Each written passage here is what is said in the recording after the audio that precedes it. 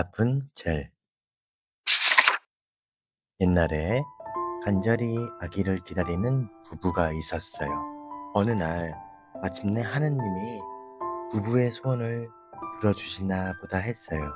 아내가 아기를 가진 거예요. 부부네 집 창 너머로는 세상에서 가장 아름다운 꽃과 채소가 그득한 멋진 정원이 보였어요.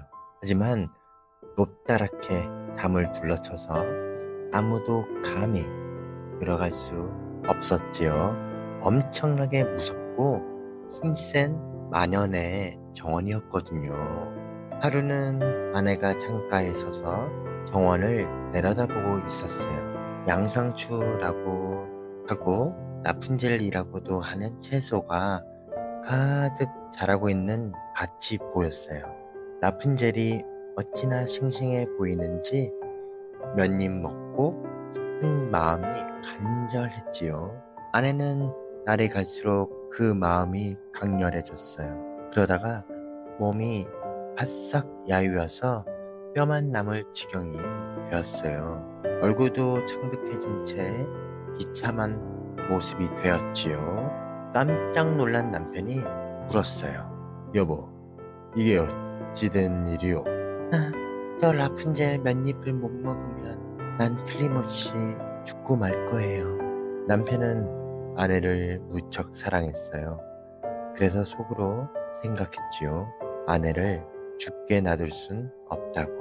어떤 대가를 치르더라도 라푼젤을 가져다 줘야겠다고 말이에요. 남편은 해질녘에 만연의 정원 담장을 넘어가 재빨리 라푼젤 한 움큼을 뜯어 아내에게 줬어요. 아내는 곧장 라푼젤로 샐러드를 만들어 허겁지겁 먹었어요. 라푼젤이 어찌나 맛있었는지 다음날 아내는 이 채소를 먹고 싶은 마음이 3배나 커졌지요. 그래서 남편에게 다시 담장을 넘어 마녀의 정원에 다녀와 달라고 애원했어요. 남편은 해질녘에 또다시 집을 나섰어요. 그런데 담을 넘는 순간 엄청나게 무서운 일이 벌어졌어요. 마녀가 거기 서 있는 거예요. 어떻게 감히 내 정원에 들어올 생각을 했지? 성난 마녀는 높고 날카로운 목소리로 계속 외쳤어요. 어떻게 감히 여길 들어와? 도둑처럼 내 라푼젤을 훔치려는 거냐고? 내가 후회하게 해주지. 제발 용서하세요. 저도 어쩔 수가 없었어요. 아내가 우리 집 창 너머로 백정원의 라푼젤을 봤거든요. 너무나 먹고 싶어하는 바람에 몇 입 따다 주지 않으면 죽을 지경이었답니다. 남편이 용서를 빌자 기분이 좀 가라앉은 마녀가 말했어요. 네 말이 사실이라면 원하는 만큼 라푼젤을 가져가도 좋아. 그런데 한 가지 조건이 있어. 네 아내가 아기를 낳으면 나한테 주어야 해. 내가 엄마처럼 잘 보살필 테니까. 남편은 겁에 질려 그러겠다고 했어요. 그리고 얼마 안 있어 아내가 아기를 낳자 마녀가 나타났지요. 마녀는 귀여운 여자아이에게 라푼젤이라고 이름을 붙이고는 데려갔어요. 라푼젤은 세상에서 가장 예쁜 아이였어요. 마녀는 라푼젤이 12살이 되자 숲 한가운데 있는 탑 속에 가두었어요. 계단도 문도 없이 높디 높은 벽에 작은 창 하나가 있는 탑이었지요. 마녀는 탑에 들어가고 싶을 때면 밑에 서서 외쳤어요. 라푼젤, 라푼젤, 머리카락을 내려라. 라푼젤은 머리칼이 아름답고 길었어요. 그래서 금실을 따듯 곱게 한 줄로 따 누렸지요. 라푼젤은 마녀가 외치는 소리를 들으면 따은 머리를 창틀 고리에 감고서 탑 아래 바닥으로 늘어뜨렸어요. 그러면 마녀가 머리칼을 잡고 올라왔지요. 몇 년이 지나 우연히 어떤 왕자가 말을 타고 탑 밑을 지나게 되었어요. 왕자는 탑에서 흘러나오는 아름다운 노랫소리를 듣고 멈춰 섰어요. 외롭게 살아가는 라푼젤이 맑고 달콤한 목소리로 부르는 노래였지요. 왕자는 탑 위로 올라가 노래하는 여자를 만나고 싶었어요. 탑에 문이 있는지 찾아봤지만 보이지 않았지요. 왕자는 말을 타고 집으로 돌아갔어요. 하지만 그 노래에 마음 깊이 감동해 날마다 숲으로 가서 듣곤 했어요. 그러던 어느 날 왕자는 나무 뒤에 서 있다가 마녀가 지나가는 걸 봤어요. 잠시 뒤 마녀가 외치는 소리를 들었지요. 라푼젤, 라푼젤, 머리카락을 내려라. 그러자 길게 따은 머리칼이 내려왔지요. 마녀는 그 머리칼을 잡고 탑 위로 올라갔어요. 저렇게 해서 탑으로 올라가는 거야. 나도 해봐야겠어. 왕자는 생각했어요. 다음날 어둠이 내리기 시작할 때 왕자는 탑 밑에 서서 외쳤어요. 라푼젤, 라푼젤, 머리칼을 내려요. 그러자 탑 위에서 머리칼이 내려왔어요.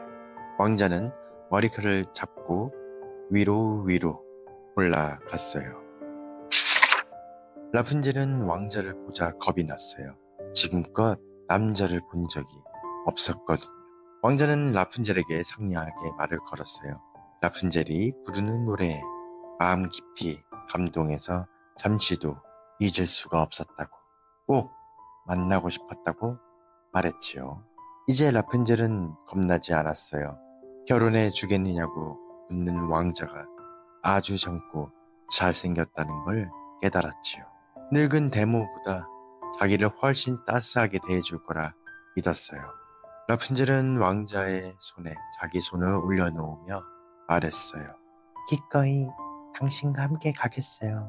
하지만 내가 이 탑을 빠져나가긴 어려울 거예요. 그러니 나를 보러 올 때마다 비단실을 갖다 주세요. 비단실로 사다리를 짤게요. 그 사다리를 타고 내려가면 당신이 나를 말에 태워 내려갈 수 있지요. 왕자는 저녁마다 오겠다고 라푼젤과 약속했어요. 늙은 마녀는 낮에만 왔거든요. 꽤 오랫동안 마녀는 아무것도 눈치채지 못했어요. 그러던 어느 날 라푼젤이 마녀에게 물었어요. 이상해요, 데모님. 왜 데모님을 끌어올릴 땐 왕자님보다 더 무겁게 여겨질까요? 왕자님은 1분도 안 돼서 올라오시거든요. 이런 못된 것아! 마녀가 소리치면서 말했어요. 도대체 무슨 짓을 한 거야? 바깥 세상에서 널 완전히 떼어 놓았다고 생각했는데 나를 속았구나. 마녀는 성이 나서 라푼젤의 머리채를 움켜쥐고 가위로 곱게 따은 머리칼을 싹둑싹둑 잘랐어요. 그러고는 불쌍한 라푼젤을 쓸쓸하고 거친 황야로 끌고 갔어요.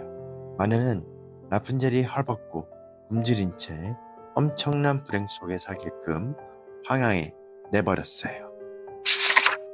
라푼젤을 황야에 내다버린 날 저녁에 마녀는 자기가 잘라버린 라푼젤의 머리칼을 창틀 고리에 묶어 놓았어요. 왕자가 나타나서 외쳤지요. 라푼젤, 라푼젤, 머리칼을 내려요. 마녀가 머리칼을 내렸어요. 그걸 잡고 탑 꼭대기에 이른 왕자는 사랑하는 라푼젤이 아니라 마녀가 있는 것을 발견했어요. 마녀는 원한에 찬 사악한 눈으로 왕자를 바라봤지요. 마녀가 비웃으며 말했어요. 사랑하는 아내를 보러 온 모양이군. 궁지를 떠난 예쁜 새는 이제 노래 부르지 않을 거야. 고양이한테 붙들렸거든. 고양이는 네 눈도 핥혀버릴걸? 넌 라푼젤을 잃었어. 다시는 못 볼 거야. 왕자는 너무나 슬퍼서 제정신이 아니었어요. 절망한 나머지 높디 높은 탑 창 밖으로 뛰어내렸지요. 간신히 목숨은 건졌지만 가시나무에 떨어져 눈이 찔리는 바람에 장님이 되었어요. 왕자는 나무 뿌리를 캐고 열매를 따먹으며 숲속을 헤맸어요. 사랑하는 라푼젤을 잃은 슬픔에 눈물을 흘리며 울부짖었지요.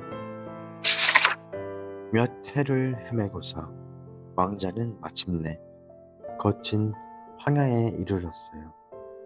그곳은 라푼젤이 왕자에게서 얻은 쌍둥이 남매를 데리고 가난하게 살고 있는 곳이었지요. 왕자는 귀에 익은 사람 목소리를 들었어요. 그리고 그 목소리를 따라갔지요. 왕자가 가까이 다가가자 라푼젤이 금세 알아봤어요. 두 팔을 벌려 왕자의 목을 끌어안고 눈물을 흘렸지요.